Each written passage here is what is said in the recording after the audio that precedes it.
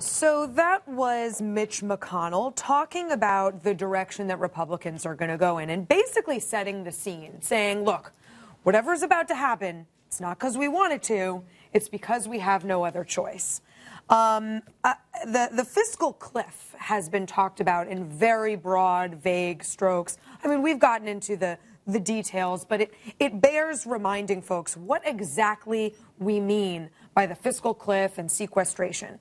We've gotten into spending cuts before, but the other side of that are tax hikes. So let's look at exactly what that means. Let's put up the chart of the fiscal cliff. You can see there that the largest segments, the largest tax groups that are going to go up are the Bush tax cuts at $195 billion, the payroll tax cut at $116 billion, and the alternative minimum tax at $94 billion. And you can see the rest of them there. It's a lot of money. Now, this might not mean much to the average viewer at home to look at that kind of chart because it really is just numbers and colors, and it doesn't really have much of an impact. But I think the next full screen will, because it tells you exactly how much it's going to cost you. So if you are in the lowest fifth, and that means that your average income is around $11,239, you're going to pay about $412 more a year. Let's skip ahead to the middle fifth. That means you're making average about $49,000, which is a pretty nice salary for some people. That means you're going to be paying almost $2,000 more a year. The highest fifth, if you're making $178,000, you're going to be paying about $14,000 extra. And then, of course, for the top 1%, apparently you can afford to pay $120,000 extra dollars in taxes. You probably won't know it's gone. But that's the dollars and cents of what the fiscal cliff, the tax side of the fiscal cliff, means to you. Now, of course, add the spending cuts, and the burden's probably going to be increased in untold ways that we can't even begin to delineate. But those are the tax hikes. Now, the way that Obama is going to approach this, I think, will set the tone for the future of this administration in his second term. What kind of insight do we have into how he'll do that? Well, let's play this clip from his spokesperson. The American people want action.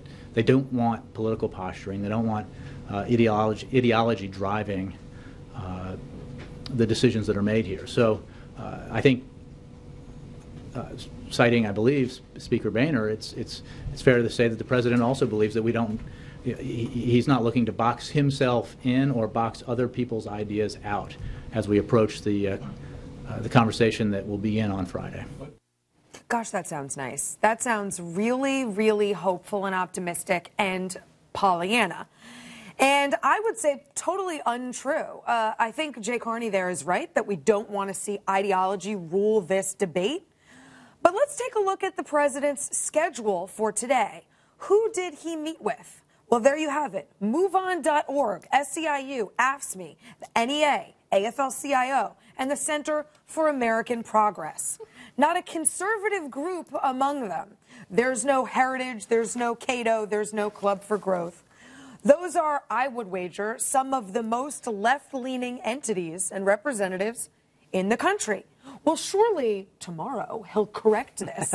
Let's look at his schedule for Wednesday. He's set to meet with corporate America, Aetna, Xerox, American Express, Honeywell, Walmart, General Electric. There's another list, Dow Chemical, Procter & Gamble, Ford Motor Co., PepsiCo, IBM, and Chevron. This is ostensibly to sort of make good with corporate America, which he has at least publicly slammed for the past 4 years.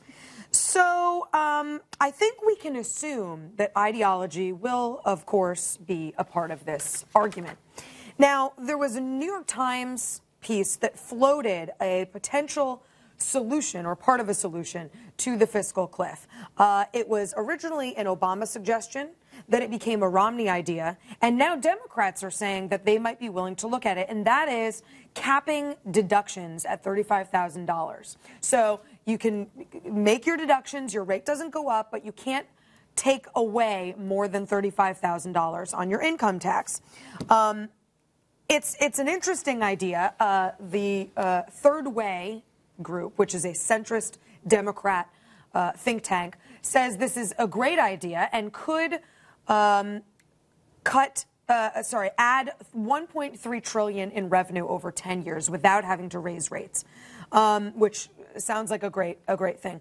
But I don't know that we're going to need to focus on any of these creative solutions to adding revenue without changing tax rates, because I think it's pretty clear that Democrats are not going to accept anything that does not raise the rates. I think Democrats assume they have the leverage, they are holding all of the cards, and this election is going to be about punishing Republicans. So